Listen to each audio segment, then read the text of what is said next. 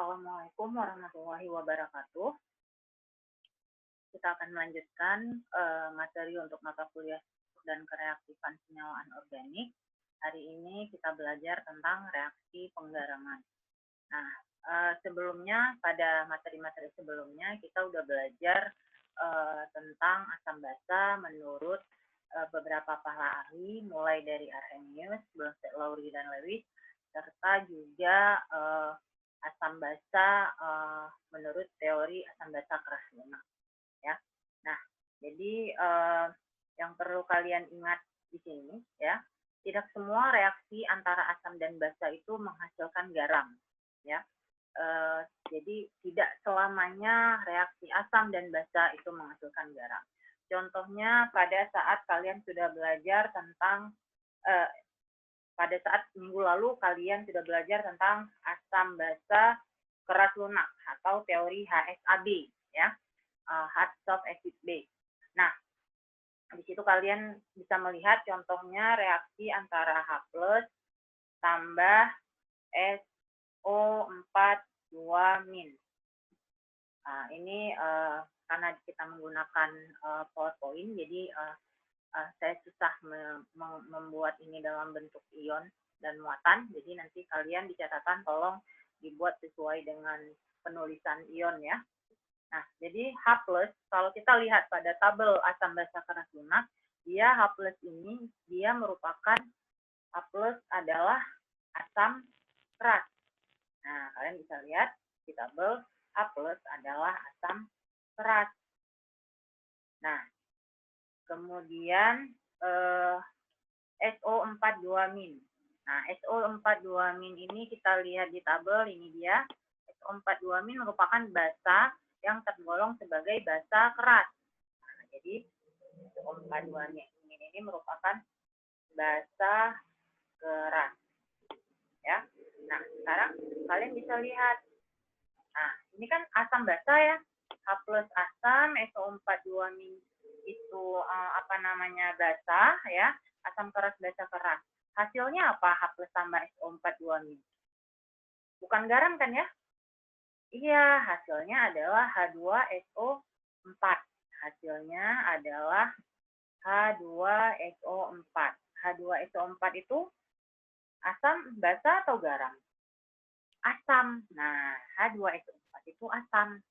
Padahal ini terbentuk dari H+ tambah SO42- yang menurut teori asam basa keras lunak, H+ ini merupakan asam keras, SO42- merupakan basa keras. Nah, hasilnya adalah suatu H2SO4 yang kita tahu bahwa dia merupakan suatu asam kuat, atau juga digolongkan sebagai asam, dia merupakan asam kuat dan juga sekaligus asam keras. Jadi sifatnya ini dominan asamnya dan itu keras. Kenapa keras? Kenapa dia selain dia asam kuat juga asam keras? Kenapa dia keras? Karena dia terbentuk tadi dari ion asam keras dan basa keras. Nah, jadi tidak semua reaksi antara asam dan basa itu menghasilkan garam, ya. Nah, kemudian ada satu lagi, tidak semua reaksi asam dan basa disebut reaksi penetralan. Nah, kan ada tuh kalau kalian nanti kita akan belajar, ya, reaksi asam basa itu dia menghasilkan beberapa reaksi, salah satunya adalah menghasilkan garam, ya kan? Nah, misalnya asamnya contoh, ya. Contoh misalnya HCl tambah NaOH, ya. Ini hasil reaksinya adalah NaCl tambah tambah H2O. Nah, kalau reaksinya seperti ini, ya, kalau reaksinya antara HCl dengan NaOH, ini yang asam kuat tambah basa kuat, itu menghasilkan NaCl, kita tahu bahwa NaCl ini garam yang terdiri dari ion kuat dan kuat, ya. Jadi dia dalam air juga dia tidak terionisasi, makanya pH-nya juga 7, pH-nya netral. Nah, untuk reaksi ini benar, ya. Kalau reaksinya ini benar, reaksinya reaksi penetralan. Kalau reaksinya seperti ini. Nah, karena dia sama-sama terbentuk dari asam kuat dengan basa kuat, ya. Penetralan. Kenapa tidak keluar ini? Nah, ya. Biar. Nah, tapi kalau reaksinya itu misalnya antara NH4OH dengan HCl. Nah, itu yang terbentuk apa? NH4Cl tambah H2O. Nah, kalian bisa lihat di sini. NH4Cl ini merupakan garam yang sifatnya adalah garam lebih cenderung asam, ya kan? Lebih cenderung asam. Kalau kalian belajar di konsep hidrolisis, ini NH4Cl akan terurai menjadi NH4+ tambah Cl-, di mana ion NH4+ ini kemudian dia akan terhidrolisis dalam air membentuk NH4OH dan H+. Nah, sedangkan ion Cl- itu dia tidak mengalami hidrolisis. Makanya di situ ada H+-nya, makanya NH4Cl ini tergolong sebagai garam asam. Nah, jadi kalau kalian cek pH-nya, ini pH-nya nggak lagi netral, bukan lagi 7, tapi sudah di bawah 7. Nah, jadi di sini reaksinya bukan reaksi penetralan, ya, bukan PN. Ya, jadi yang harus diingat ada dua, tidak semua reaksi antara asam dan basa itu menghasilkan garam. Ya, kalian sudah belajar teori asam basa keras lunak, di mana ion H+ merupakan asam keras dan ion SO4 2- merupakan basa keras. Ini asam basa, ya, asam keras tambah basa keras, ternyata yang dihasilkan bukan garam, tapi asam kuat atau asam, dan juga termasuk sebagai asam keras, ya. Nah, jadi biasanya kalau ada yang tanya asam keras itu apa aja, nah kali asam keras yang tergolong asam keras itu apa aja, lihat asam-asamnya itu terdiri dari ion asam keras atau lunak dan anionnya basa keras atau basa lunak. Kalau dua-duanya keras, asamnya asam keras, basanya basa keras, maka asamnya otomatis juga asam yang dihasilkan juga termasuk sebagai asam keras, ya, yang keras. Kalau seandainya dia keras lunak, nah itu nanti kalian berarti dia bukan walaupun dia asamnya kuat, tapi karena dia salah satunya itu ada yang lunak, maka ataupun borderline, maka dia bukan tergolong sebagai asam keras. Contohnya misalnya kalau ini H2SO4 dia tergolong asam kuat sekaligus asam keras. Satu lagi itu misalnya H2SO3. Nah, H2SO3 hanya asam keras, tapi SO3-nya itu masuk ke borderline, berarti dia sudah hampir lunak, ya, SO3-. Makanya H2SO3 tidak termasuk sebagai asam keras, ya. Nah, demikian juga apalagi HCN, asam sianida. Asam sianida, H+-nya itu asam keras, tapi ion sianidanya, ion CN-nya itu dia basa lunak, ya. Jadi dia tidak termasuk sebagai asam keras, ya. Nah, kemudian satu lagi yang harus kalian ingat, tidak semua reaksi asam basa disebut reaksi penetralan. Nah, yang disebut sebagai reaksi penetralan, kalau garamnya itu dia berasal dari garam yang asam kuat dan berasal dari basa kuat ionnya, ya. Nah, jadi karena kuat sama kuat, otomatis dia tidak terhidrolisis, pH-nya sama dengan 7. Kita sudah belajar konsep hidrolisis, ya. Dan H2O ini pH-nya jelas 7, makanya termasuk penetralan. Tapi kalau salah satunya lemah, asamnya lemah atau basanya lemah, kemudian bereaksi dengan yang kuat, maka itu tidak termasuk reaksi penetralan. Oke, itu tolong diingat, ya. Nah, sekarang kita langsung masuk ke jenis reaksi penggaraman. Itu ada 9 reaksi penggaraman. Reaksi yang pertama itu antara asam dan basa. Nah, ini reaksi yang sudah sangat tidak asing bagi kalian, ya. Reaksi antara asam dan basa itu katanya dia menghasilkan garam tambah air. Nah, ini sudah di luar kepala semua, saya yakin. Contohnya, misalnya tadi yang di atas asamnya dulu, ya, misalnya H2SO4 tambah basanya misalnya KOH. Nah, hasil reaksinya itu menjadi K2SO4 ditambah H2O. H2O. Ya. Asamnya H2SO4 ditambah basanya KOH menghasilkan K2SO4 tambah H2O. Atau contoh lainnya misalnya NH4OH ditambah dengan basanya, misalnya basanya itu adalah NaOH. Sorry, kok basa sih? Sorry. NH4OH ini yang basa ya. Asamnya misalnya HF tambah NH4OH menghasilkan NH4F tambah H2O ya.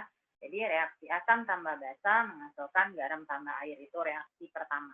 Ini sudah tidak asing ya, saya yakin kalian sudah sering menjumpainya baik di SMA maupun pada semester 1 dan semester 2 di mata kuliah kimia dasar ya. Dan mungkin di stoikiometri juga ada. Oke. Kemudian untuk sebelum kita masuk ke reaksi kedua dan ketiga, nah ada istilah yang disebut sebagai oksida ya. Oksida itu artinya pembentuk. Nah, oksida ada dua, ada yang disebut sebagai yang pertama itu oksida asam, ke bawah aja saya tulisnya. Ada dua, ada yang disebut sebagai oksida asam, nah, kemudian satu lagi oksida basa. Oksida asam berarti maknanya adalah pembentuk asam. Pembentuk asam, kemudian oksida basa adalah pembentuk basa.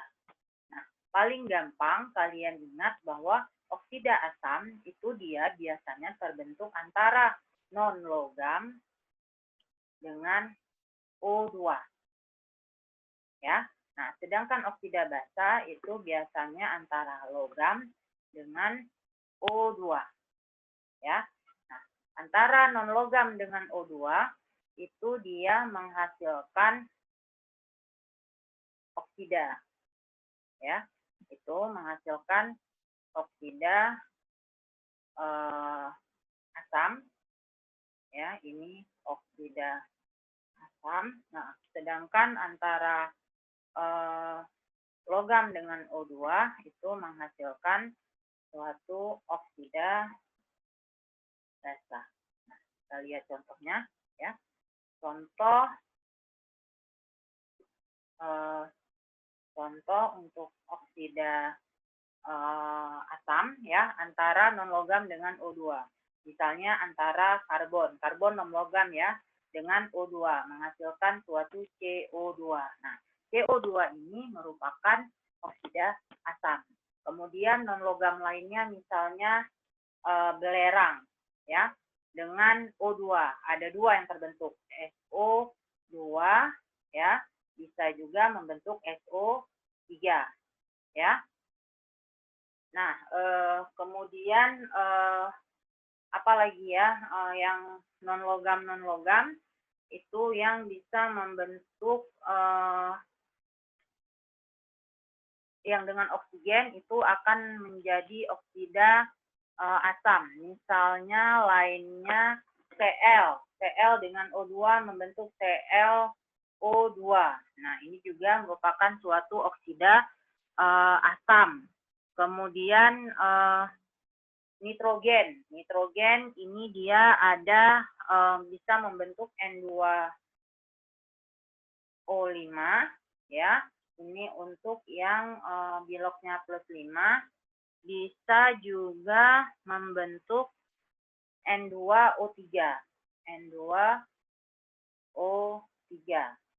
Kemudian yang non-logam lain misalnya adalah fosfor. Nah, fosfor juga bisa membentuk P2O5 ya. Nah, ini kemudian bisa juga P2O3 dan lain-lain ya. Nah, sedangkan yang oksida basa contohnya itu yang logam dengan O2, misalnya NaO, Na2O. Ini ada banyak kemungkinan ya, oksida logam dengan Na ini bisa Na2O ya. Kemudian CaO ya. Nah, itu dia banyak yang bisa dia bentuk K2O itu. Bisa juga dia membentuk KO2, ini yang super peroksida. Bisa membentuk KO, ini yang peroksidanya. Bisa juga membentuk BaO ya, dan lain-lain. Nah, terus satu lagi yang diingat, biasanya kalau untuk oksida basa ini ya, untuk oksida asam, nah biasanya oksida asam itu kalau ditambahkan dengan H2O, itu dia akan membentuk suatu asam. Makanya tadi dikatakan oksida itu adalah pembentuk. Nah, jadi kalau oksida asam ditambahkan dengan H2O, itu dia menghasilkan suatu asam. Contohnya, misalnya CO2 ditambah H2O. Itu menghasilkan, nah kalian ingat-ingat ya, apa asam yang mengandung C dan O? Asam karbonat, H2CO3. Ini harus diingat ya. Jadi ini contohnya ya. Nah, jadi kalau saya mau buat di sini biar lebih mudah kalian ingat, CO2 ini nanti dia anionnya ya, karena kan asam otomatis kan akan berikatan dengan H+ ya. H+. Nah, CO2 itu biasanya dia pas dengan ketika ketemu dengan H2O, itu dia pasangannya itu asamnya itu anionnya adalah CO3 2-. Nah, ini tolong diingat ya. Kemudian SO2 ini kan ada SO-nya ada dua, ada SO2 dan ada SO3. Nah, kalian lihat S pada SO2 ini di log-nya berapa? Kan O itu -2 kali 2 -4. Berarti dia +4. Nah, apa anion yang dia punya unsur S di dalamnya dan punya O, ketika bereaksi dengan asam, ketika berikatan dengan H+, itu di log S-nya itu +4. Nah, H2SO3. Nah, ingat ya, H2SO3. Asam sulfit. Nah, S pada ion sulfit itu dia +4 ya. Nah, jadi pasangan SO2 itu adalah SO3 2-. Nah, kemudian SO3 itu dia pasangannya, kalau tadi SO2 itu S-nya itu di log-nya +4, di SO3 itu di log-nya di O itu -2 dikali 3 -6, maka S-nya adalah +6, biar sama dengan 0 ya. Maka yang asam yang mengandung S dan O yang di log S-nya +6. Asam sulfat, maka ionnya itu adalah SO4 2-. Ya. Nah, sekarang ini adalah yang saya kasih. Silahkan kalian mencoba untuk ClO2, kira-kira anionnya itu apa? Ya, N2O5, N2O3, P2O5, P2O3. Caranya ingat nanti anion yang kalau ClO2 berarti cari dulu di log Cl-nya berapa. Nanti lihat anion yang dari asam yang Bl-nya biloknya sama. Nah, gitu juga dengan nitrogen. Nah, ini N2O5, N-nya biloknya berapa, N dari N2O3 biloknya berapa, P2O5 P-nya berapa, P2O3 P-nya berapa. Clue-nya, ya saya kasih clue. Kalau ClO ya, anion yang ada Cl dan O itu dia kalau enggak hipoklorit, klorit, klorat, atau perklorat. Nah, cari ini kira-kira siapa cocoknya. N2O5 dan N2O3. Itu berarti kalau anion yang ada N dan O itu adalah nitrat atau nitrit. Maka cari mana yang nitrat, mana yang nitrit ya. Nah, kemudian P2O5, P2O3. Anion yang ada fosfornya dan oksigennya itu adalah fosfat dan fosfit. Nah, coba cari yang mana yang fosfat, yang mana yang fosfit oksidanya ini ketika bereaksi dengan H2O. Oke, silakan kalian cari. Nah, ini kalau tadi oksida asam tambah H2O menghasilkan asam. Nah, sama juga untuk oksida basa tambah H2O itu dia menghasilkan basa. Ya. Nah, menghasilkan basa. Bentar, saya taruh tanda tangannya. Nah, contohnya, misal ambil aja salah satu. Misalnya Na2 itu Na2O tambah H2O. Nah, ini dia akan menghasilkan NaOH. Jadi tinggal kalian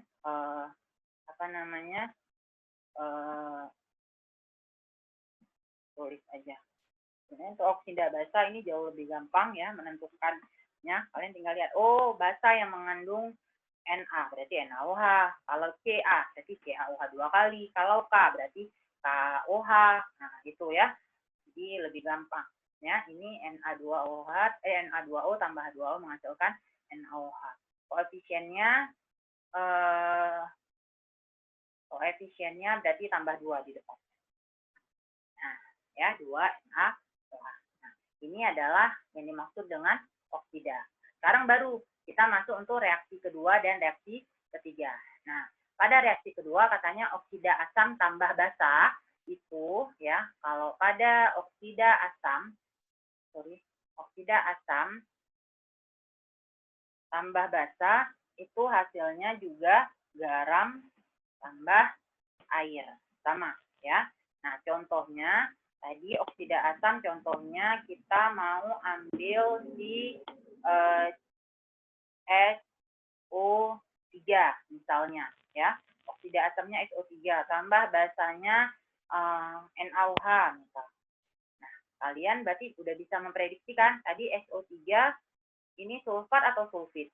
Nah, SO3 itu berarti anionnya SO4 2-. Ya, ini pasangan anionnya SO4 2-. Berarti SO4 2- itu akan bereaksi dengan kation dari NaOH. NaOH ini kan Na+ dan OH-. Berarti Na+-nya yang akan bereaksi dengan SO3 yang nanti dalam bentuk anionnya dia jadi SO4 2-. Maka SO4 2- ditambah dengan Na+ menghasilkan Na2SO4 tambah.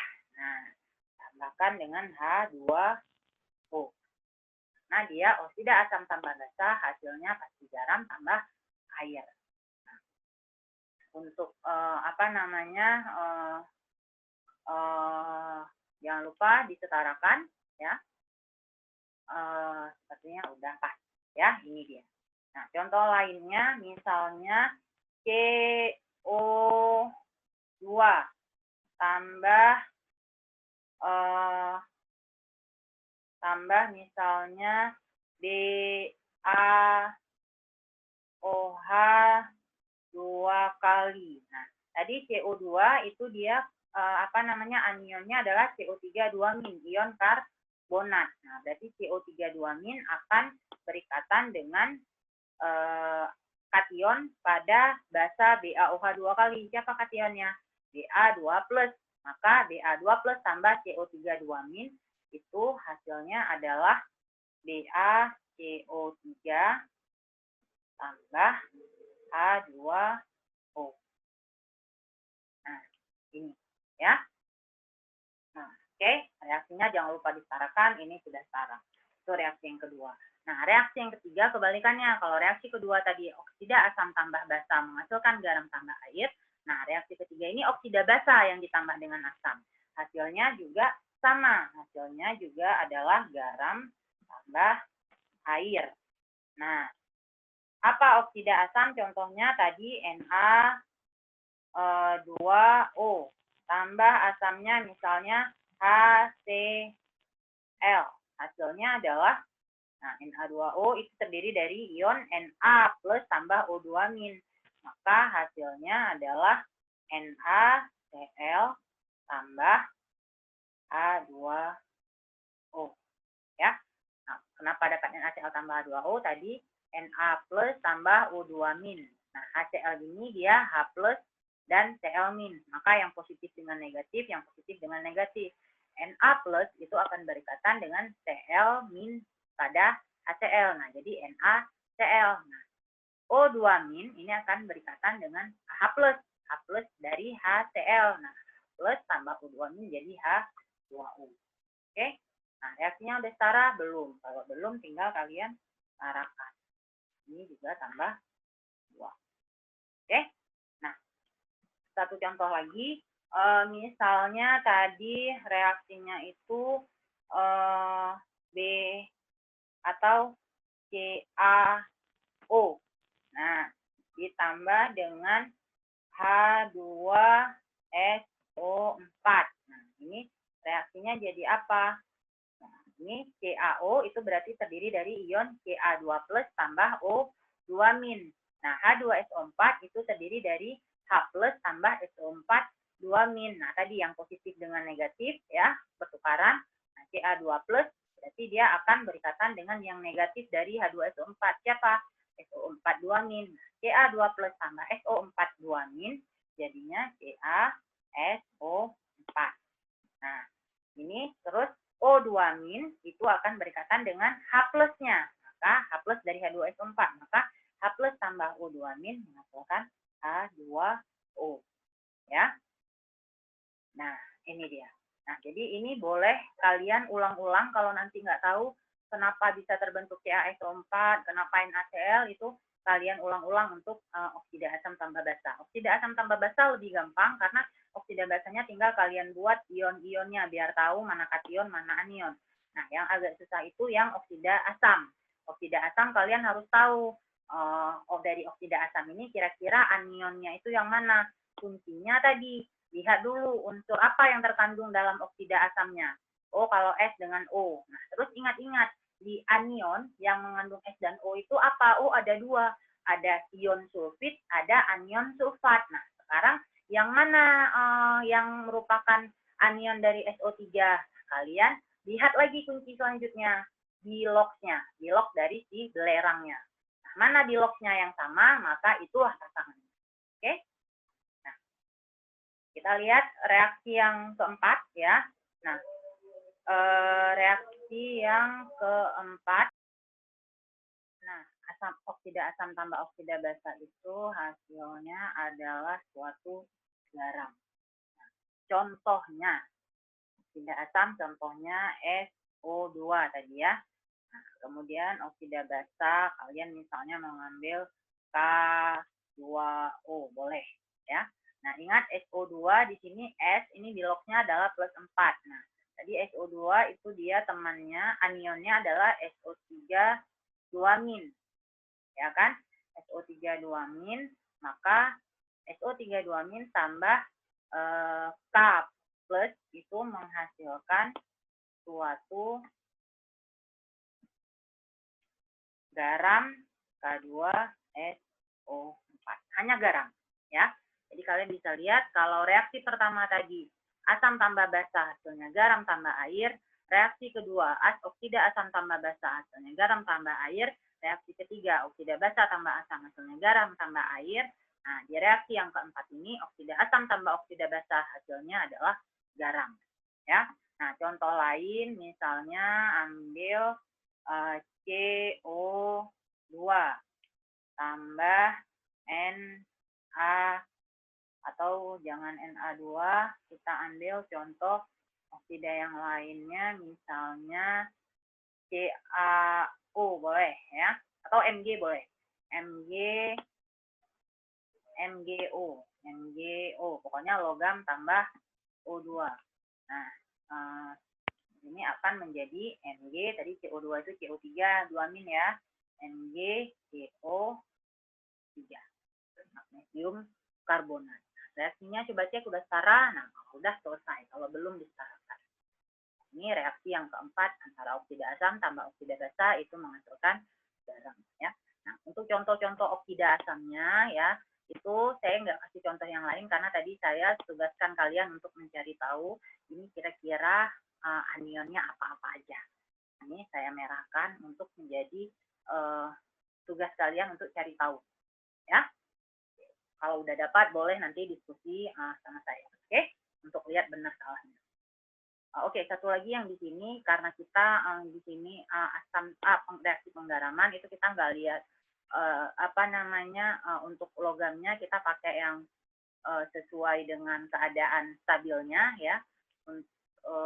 Walaupun ada oksidanya itu yang oksida basa yang peroksida, super peroksida, tapi yang kita pakai yang oksida biasa aja, yang di lognya kalau dia golongan 1 logamnya itu +1 ya. Nah, misalnya ini. Nah, ini kita walaupun ada ya KO, nah, tapi kita pakainya yang K2O, yang oksida biasa. Kita nggak pakai untuk reaksi penggaraman ini yang super peroksida ataupun yang peroksida ya. Oke. Nah, kemudian reaksi yang kelima ya, itu adalah antara logam ditambah asam kuat atau asam keras encer. Nah, jadi asam kuat atau asam keras encer. Contohnya misalnya kayak H2SO4 ya. H2SO4 tadi ionnya H+ asam keras. SO4 2- dia basanya juga basa keras. HCl. Nah, kalian tahu HCl itu dia H+-nya keras, Cl-nya basa keras. Nah, jadi HCl termasuk asam kuat juga asam keras. HF itu kan asam lemah. Nah, tapi kalau kita lihat dari teori HSAB, H+-nya itu dia asam keras, F-nya itu malah basa yang sangat keras, lebih keras daripada Cl-. Tapi dia termasuk asam keras HF. Walau sebenarnya dia asamnya asam bukan sebenarnya, dia asam keras menurut teori asam basa keras lunak, tapi dia kekuatan asamnya kalau di asam lemah asam kuat dia tergolong asam lemah ya. Jadi nggak selamanya, makanya di awal disebutkan bahwa tidak selamanya asam kuat itu adalah asam keras ya, dan sebaliknya tidak selamanya asam lemah itu adalah asam lunak. Contohnya pada HF, padahal dia asam lemah, tapi dia kalau dari teori HSAB dia termasuk ke dalam asam yang keras ya. Sedangkan yang asam merupakan asam keras juga lunak itu contohnya misalnya H2SO4 dan juga contoh lainnya adalah HCl. Jadi katanya logam ditambah dengan asam kuat atau asam keras yang encer ya, yang encer itu dia akan menghasilkan suatu garam ya, akan menghasilkan garam. Semuanya menghasilkan garam reaksi kita karena judulnya kita kan reaksi penggaraman ya. Nah, garam tambah gas H2. Nah, ini ditambahkan dengan gas H2. Nah, logam seperti apa yang akan menghasilkan garam tambah H2? Itu ada syaratnya. Syaratnya logam itu harus berada di sebelah kiri H pada deret volta. Nah, sekarang kita lihat deret volta itu apa aja. Nah, saya sekaligus ya, kalian melihat rekaman ini, tapi juga sekaligus disebut ya. Nah, mulai dari lithium, kemudian kalium, kemudian barium, kemudian strontium, kemudian kalsium, dari capek, kemudian mega, kemudian ada Be ya, kemudian ali, kemudian minum, kemudian air H2O, HLNN H2O ya, ali minum air, kemudian zaman, kemudian kerajaan CR, kemudian Firaun ya, CDEO, nah, kemudian Nabi, kemudian Sulaiman, kemudian pemberantas buta, kemudian huruf H, kemudian ada SB, BI, ya, baru kemudian kerupuk, hangus, agak, pahit, au. Ini jembatan keledainya, kalian silahkan bagaimana cara kalian mengingat sama-sama. Nah, yang kita akan lingkari itu yang akan kita buat tanda kurung adalah H. Saya merahkan. Kenapa? Karena si H ini potensial reduksinya 0. Nah, potensial reduksi H itu 0. Semakin ke kiri H, maka potensial reduksinya semakin negatif. Sedangkan semakin ke kanan H, potensial reduksinya makin positif. Nah, jadi kalau potensial reduksinya semakin negatif, berarti makin kecil, maka dia akan lebih cenderung mengalami oksidasi. Nah, kalau yang di sebelah kanan H, potensial reduksinya itu semakin positif, maknanya dia semakin besar, maka semakin mudah mengalami reduksi. Nah, di sini tadi kita balik lagi ke syarat, logam harus berada di sebelah kiri H pada deret volta. Nah, jadi kalian tinggal lihat aja mana logam yang ada di sebelah kiri H. Nah, ini mulai dari PB sampai ke LI itu semua di sebelah kiri H. Jadi yang nggak bisa untuk reaksi kelima ini adalah kalau reaksinya itu logamnya dari SB sampai AU. Kenapa? Karena di sebelah kanan H. Ya. Nah, jadi contohnya itu logamnya misalnya kita mau ngambil logamnya AL. AAL. Ditambah dengan suatu asam kuat atau asam keras yang encer. Misalnya ditambah dengan H2SO4. Ya, asam keras, asam kuat juga yang encer. Nah, ini dia menghasilkan suatu garam Al 2SO4 3 kali tambah dengan H2. Nah, reaksinya tinggal disetak-setakan. Ini 2, kemudian ini yang ini kali 3. Nah, maka yang di sini tinggal dikalikan 3. Ini reaksinya. Nah, tapi kalau ini karena Al ada di sebelah kiri dari si H, ya, H dari H2SO4. Nah, tapi kalau seandainya diganti Cu ditambah dengan H2SO4, ini reaksinya tidak akan terjadi, tidak berlangsung.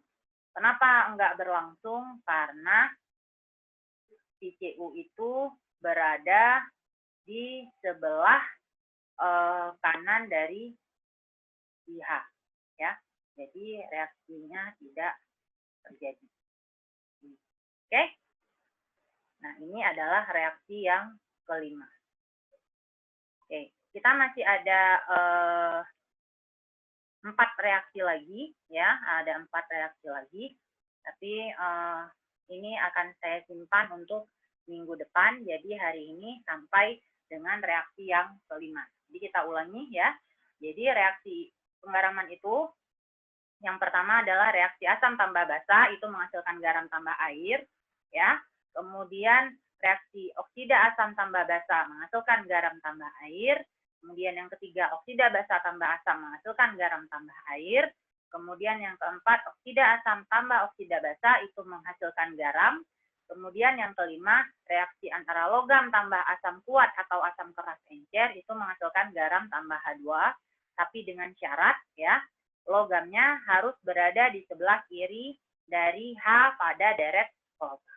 Oke, jadi untuk hari ini saya cukupkan sampai di sini. Lebih dan kurang saya mohon maaf. Saya akhiri. Assalamualaikum warahmatullahi wabarakatuh.